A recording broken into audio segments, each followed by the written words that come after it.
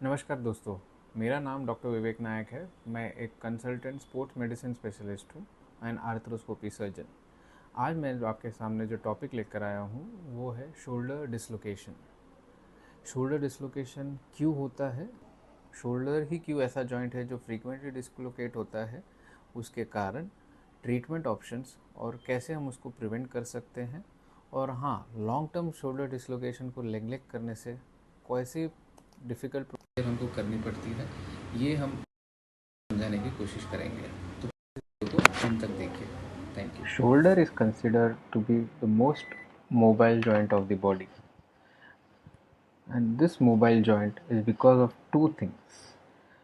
It has a very small socket, जो socket है shoulder joint का बहुत ही छोटा है, और एक बहुत ही बड़ा हेड उस पर बैलेंस करता है। यही कारण है कि शोल्डर जॉइंट में सबसे ज़्यादा मूवमेंट होता है and it is considered the most mobile joint of the body. लेकिन ये उसके डिसएडवांटेज के लिए भी है, क्योंकि क्योंकि इतना बड़ा हेड एक छोटे से बोन पे बैठता है, तो this is high chances of dislocation. इसमें डिसलोकेशन के चांसेस भी उतने ही रहते हैं। इस डिसलोकेशन को प्रिवेंट करने के लिए एक स्ट्रक्चर होता है जो ये बोन, ग्लेनॉइड बोन के आजू बाजू होता है, जिसको हम लेब्रम बोलते हैं। लेब्रम इसी बोन की वॉल्यूम को बढ़ाता है ताकि वो हेड अच्छे से बैलेंस हो सके। लेकिन जब ऐसा कोई फोर्स आता है, जैसे पीछे से पुश लग गया, तो यही शोल्डर, वो हेड लेब्रम को फाड़ते हुए डिसलोकेट हो सकता है। This can lead to anterior dislocation और पोस्टीरियर डिसलोकेशन। जब हम इस शोल्डर को डिसलोकेट से रिलोकेशन कर देते हैं, मतलब हम जब इसको रीलोकेट कर देते हैं, तो हेड तो अपनी पोजीशन में आ जाता है, लेकिन लेब्रम जो है वो फटा हुआ ही रहता है। नाउ इस वीडियो में हम चाहूँगा कि आप देखें कि एक फटा हुआ लेब्रम कैसे दिखता है। जो वाइट कलर का स्ट्रक्चर है वो बोन है, और जो मेटल से मैं पुश कर रहा हूँ या जो बाजू साइड की स्ट्रक्चर है वो लेब्रम है। नॉर्मली ये लेब्रम बोन के सुपीरियर सरफेस, मतलब ऊपरी के भाग में अटैच होती है, लेकिन यहाँ पे आप देख रहे हो कि पूरा नीचे चिपक चुका है, मतलब इट इज़ सेपरेटेड और वो अब नॉर्मल पोजीशन में है। जब हम सर्जरी करते हैं तो इसको हमको सेपरेट पहले करना पड़ता है।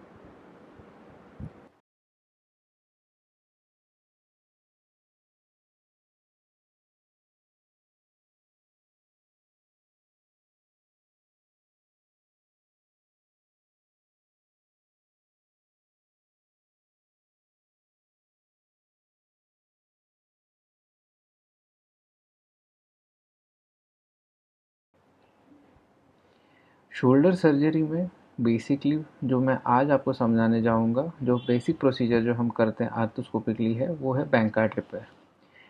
इस बैंकार्ड रिपेयर में बेसिकली हम पहले तो एक ड्रिल करते हैं बोन के अंदर, और उसमें हम एक एंकर डालेंगे।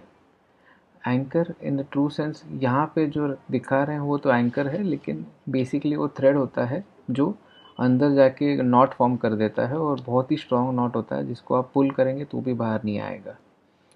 तो अगर ये वीडियो में दिखाऊं, तो यहाँ पे हम देख रहे हैं कि एक वाइट कलर की टिश्यू को हम पुश करते जा रहे हैं, और वो अंदर जाके बोन के अंदर लॉक होने वाला है। ये जैसे ही लॉक हो गया, हम वो थ्रेड्स को जब पुल करेंगे, तो ये दो थ्रेड्स यहाँ से एंकर में अटैच होते हैं जो निकल के आते हैं। यहाँ पे आप देख रहे हैं बोन के वहाँ से 4 थ्रेड्स यहाँ से अटैच्ड है। अभी हमारा टारगेट है कि इस जो थ्रेड्स को हमने अंदर से निकाला है उसको फटे हुए लेब्रम से अटैच करना। तो इस लेब्रम की हम लोग बाइट लेते हुए वी टाई और नॉट ऑन द एंकर। इसको लेब्रम टिश्यू से पास करके थ्रेड को हम नॉट पास करके उसको टाई करते हैं। जैसे ही हम नॉट टाई करेंगे, आप देख रहे हैं कि जो टिश्यू जो फटा हुआ था वो बोन के नज़दीक आ चुका है और चिपक चुका है।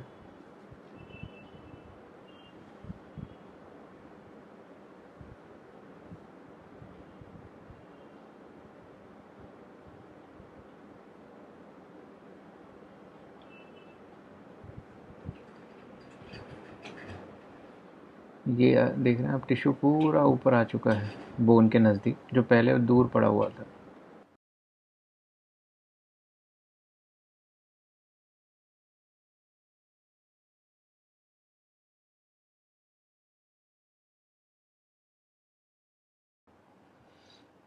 एक बार सिर्फ एक एंकर से काम नहीं चलता। मिनिमम हमको इस सर्जरी के लिए 3 एंकर्स रिक्वायरमेंट रहती है। 3 और मैक्सिमम 4, डिपेंडिंग ऑन कितना बड़ा टेयर है। जब ये टेयर कंप्लीट हो जाता है,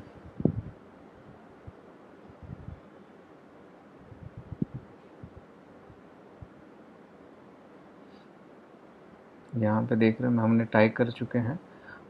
ये बोन के एकदम स्नगली फिट होके, आप देख रहे हैं पूरी टिश्यू ऊपर आ चुकी है, टाइट हो चुका है। जो शोल्डर में स्पेस है वो भी कम हो चुका है, और इससे हम शोल्डर डिसलोकेशन को प्रिवेंट कर पा रहे हैं।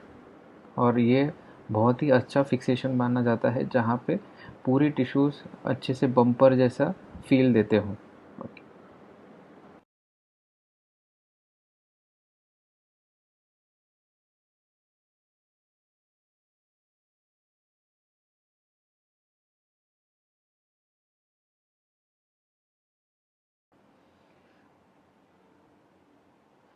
शोल्डर डिसलोकेशन में जब रिकरेंट डिसलोकेशन होता है, मतलब बार बार डिसलोकेट होना, मतलब एक बार जब भी ये डिसलोकेशन होता है, देयर आर 2 चेंजेस जो होते हैं बोन में, दोनों साइड पे होता है।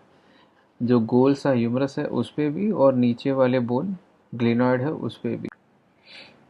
जो हमारी प्लानिंग होती है वो कितना बोन लॉस है, और ह्यूमरस में, या तो ह्यूमरस में कितने बड़ा डिफेक्ट है, उसके हिसाब से प्लान होता है।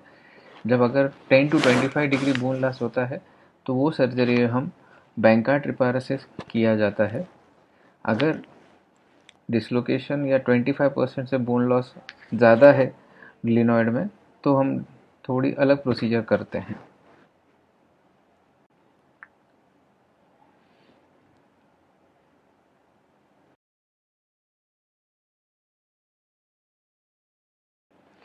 यहाँ पे आप देख रहे हैं कि जो बोन लॉस है क्रोनिक डिसलोकेशन से बढ़ चुका है।